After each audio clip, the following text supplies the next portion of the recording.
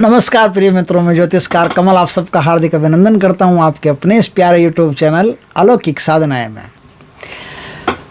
कल कोई दर्शक थे, वो लिख रहे थे कि एस्ट्रो कमल को तो भूल ही गए हो, आजकल सारे वीडियो अलौकिक साधना पर आते हैं। नहीं, भूले नहीं हैं, उन पे भी बेहतरीन चीज़ें होती है, वो साधना के रूप में देनी पड़ती है। और यहाँ छोटे छोटे उपाय जो आम आदमी कर सके वो देने होते हैं, तो उपाय ज़्यादा होते हैं। साधना तो आप जानते हो कि साधना में तो बहुत बड़ा वो लगाना पड़ता है, सोर्स लगाने पड़ते हैं, और बड़े बड़े गुरुओं से मिलना पड़ता है, उनसे कांटेक्ट करना पड़ता है, तब जा कर के कोई साधना अपने को प्राप्त होती है जो ऑथेंटिक साधना हो, इसको करके लोगों को लाभ मिले।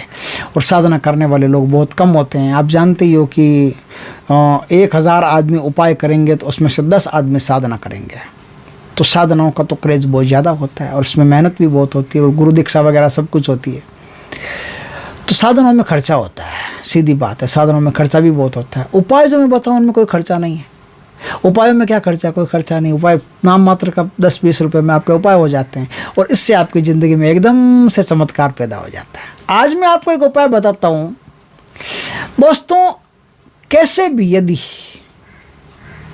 कोई भी काम करते हो, काम तो हम सब करते ही हैं, कोई कुछ करता है, कोई कुछ करता है, लेकिन बराबर रिजल्ट मिलना ज़रूरी नहीं होता। कई बार रिजल्ट मिलना बराबर तो वो ठीक है, समझ में आता है, लेकिन कई बार ऐसा होता है कि आदमी लाखों रुपया लगा करके व्यवसाय करता है, और महीने के दिन वो जब रिजल्ट निकालता है तो पाता है कि मैं तो माइनस में हूँ, जो कमाया है वो तो माइनस में जा रहा है।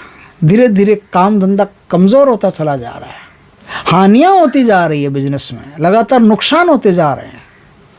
लाख रुपए का माल लेके आया, 10 लाख का माल लेके आया, जैसे का तैसे पड़ा है, माल तो पुराना हो गया। अब पुराने माल को कौन खरीदेगा बाजार में? अब नया 10 लाख रुपए लगाओ, नया माल लो, वो पुराना हो गया तो 20 लाख गया, तो माल आपका बिकता नहीं है।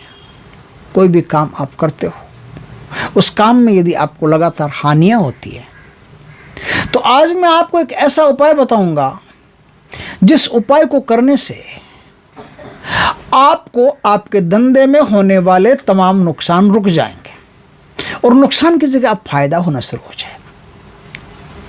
नुकसान की जगह फायदा होना शुरू हो जाएगा। दोस्तों, यदि वास्तव में आपको ऐसा लगे कि एस्ट्रो कमल वाले ज्योतिषी कमल ने, एस्ट्रोलॉजर कमल ने उपाय हमको बताए और उससे हमको लाभ हुआ, तो आप दान पुण्य किया कीजिए, गुरुधाम में दान पुण्य किया कीजिए। देखिए, कई बार ऐसा होता है, छोटी छोटी बातें होती है। यदि आपके पूरे परिवार पर संकट आया हो, ऐसा लगता है पूरा परिवार ही मुसीबत में है, तो उस परिवार से हर गुरुवार को 1-1 रुपया लेकर के, या फिर 10-10 रुपया लेकर के, या फिर पूरे परिवार के नाम से भी, जितने सदस्य परिवार में 10 सदस्य हैं सपोज करो, तो 1 का 10 रुपया हो तो 10 का 100 रुपया हो गया, 1 का 100 रुपया हो तो 10 का 1000 रुपया होगा, जितना भी हो, तो पैसे लेकर के, और वो पैसे हर गुरुवार को आपको गुरुधाम में दान करने चाहिए। जैसे कोई जिसे भी आप गुरु मानते हो, उस गुरु के नाम से गुरुधाम में वो पैसे दान करते रहना चाहिए। गुरु के लिए लगातार दान करते रहने से आपके ऊपर जितनी भी प्रॉब्लम्स रहती है वो सारी प्रॉब्लम्स दूर होती चली जाती है। लेकिन ये तो हुई पूरे परिवार की प्रॉब्लम्स। अब मैं बताता हूँ कि बिजनेस की प्रॉब्लम्स। धंधा करते हैं, बिजनेस करते हैं, व्यापार करते हैं, उसमें नुकसान, उसमें हानि हो रही, बार बार लगातार काम करने जा रहे हैं, लगातार मेहनत करते हैं, पसीना रोज बहाते हैं, लेकिन हानि होती है। कई बार ऐसा होता है, लोग ना इस हानि के चक्कर में ना कई बार तो सुसाइड कर लेते हैं, आत्महत्या तक अटेम्प्ट कर लेते हैं। क्या करें, तंग आ गए, घर का खर्चा तक नहीं चल रहा है, जो पैसे लगाए वो पैसे डूबे चले जा रहे हैं। अब मार्केट में कर्जा होता चला जा रहा है, उनको वापस देंगे कैसे हम पैसे? सबसे बड़ी समस्या हो रही है कि पैसे उनको देंगे कैसे? तो आपको ज़्यादा कुछ करने की आवश्यकता नहीं। छोटे छोटे ऐसे उपाय हैं, बहुत सारे उपाय छोटे छोटे अपने भारतीय तंत्र में ऋषियों महर्षियों ने बहुत चीज़ें आपके लिए खोजी है। लेकिन हम अगर स्वार्थी हो जाते हैं कि हमारा काम हो गया, वैसे हमें लोगों से लेना देना नहीं है, तो गई भैंस पाने में। अगर आपका काम हो जाता है तो आप दान पुण्य करो, उससे गायों में करो, कुत्तों में करो, गरीब कन्याओं को पढ़ाने में करो, किसी की शिक्षा में सहयोग दो, किसी की भिक्षा में सहयोग दो, किसी की दीक्षा में सहयोग दो। आप सहयोग, अपने हाथ को खुला तो रखो, थोड़ा सा हाथ को तो खोलो, और ये समझो कि मेरी क्या औकात है किसी को दान देने की, करने की। मैं तो बीच में खड़ा हूँ, परमात्मा ने मुझे अवसर दिया है किसी की सहायता करने का अवसर दिया है, किसी को दान करने का अवसर दिया है। ये नहीं होता तो मैं करता किसको? इसीलिए तो हिंदू धर्म में आपको पता है दान के साथ में दक्षिणा अटैच है। दक्षिणा का मतलब क्या होता है? दक्षिणा का मतलब ये होता है कि एक हिंदू जो दान करेगा, सनातन धर्म जो दान करेगा, वो पूर्ण विनम्रता से करेगा। और विनम्रता का मतलब ये होता है कि मैं दान कर रहा हूँ, ये दान ले रहा है, ये बहुत अच्छी बात है, ये परमात्मा का अवसर है, परमात्मा का दिया हुआ है मेरे को। इस अवसर पर यदि ये आदमी मेरे सामने उपस्थित नहीं होता, ये गाय मेरे सामने उपस्थित नहीं होती, ये कुत्ता मेरे सामने उपस्थित नहीं होता, तो मैं दान करता किसको? तो इस अवसर के देने के लिए धन्यवाद के रूप में मैं दक्षिणा देता हूं। ये हिंदुओं की बहुत शानदार पद्धति है साहब, सनातन संस्कृति की बहुत शानदार पद्धति है। तो दान दक्षिणा भी किया करो। दान दक्षिणा करते रहोगे, हाथ को खुला रखोगे, भगवान को साक्षी मान करके, प्रभु आपकी बड़ी दया है, बहुत अच्छा, अपने हाथ को खुला रखो।